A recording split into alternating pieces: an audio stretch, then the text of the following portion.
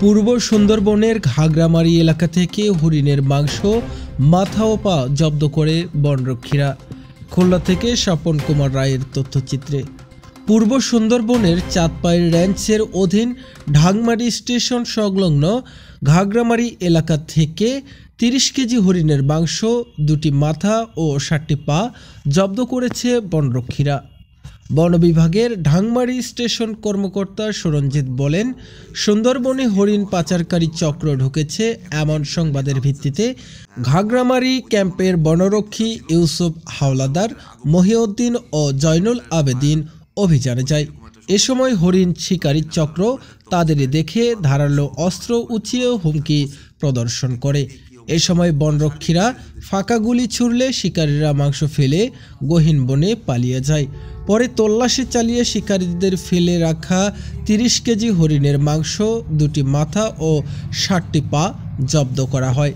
আমাদের staff reporter Swapan Kumar রায় জানান, দাকপের বালিশান্তা ইউনিয়নের সাধারণ মানুষ যারা এই ঘটনার সাথে জড়িত নয়, এমন কিছু সাধারণ মানুষকে হরিণ শিকারের সাথে জড়িত বলে মিথ্যা মামলার হয়রানির শিকার হচ্ছে এমন অভিযোগের প্রেক্ষিতে বন বিভাগের ঢাংমারি ফরেস্ট স্টেশনের আওতাধীন ঘাগরামারি টহল ফাঁড়ির ভারপ্রাপ্ত কর্মকর্তার সাথে আলাপকালে তিনি বলেন, গজ দূরে যায় একটা ককসেটের পায়, ওটা পায়, তখন দেখে যে আশেপাশে আরো মানুষ আছে, মানে ওদের ধাওয়া করতে আসে।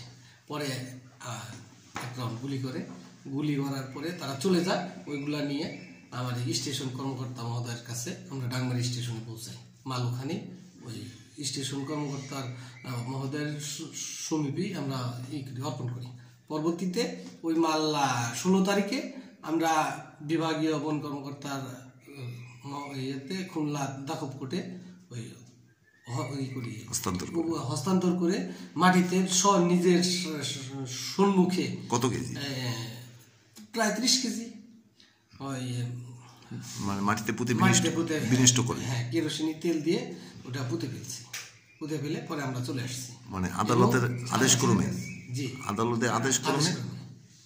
আচ্ছা, এই মামলায় একটা মামলা আপনারা প্রস্তুতি নিচ্ছেন, এই মামলাটা প্রস্তুতি কিভাবে নিচ্ছেন? প্রস্তুতি নিচ্ছি, আমাদের উপরে সিপিজি আছে, আরো আমাদের গোয়েন্দা কিছু লোকজন আছে যারা তাদের নাম ঠিকানা এগুলো যারা দেখছে আমার অফিসটা, তারাও চেষ্টা করতেছে।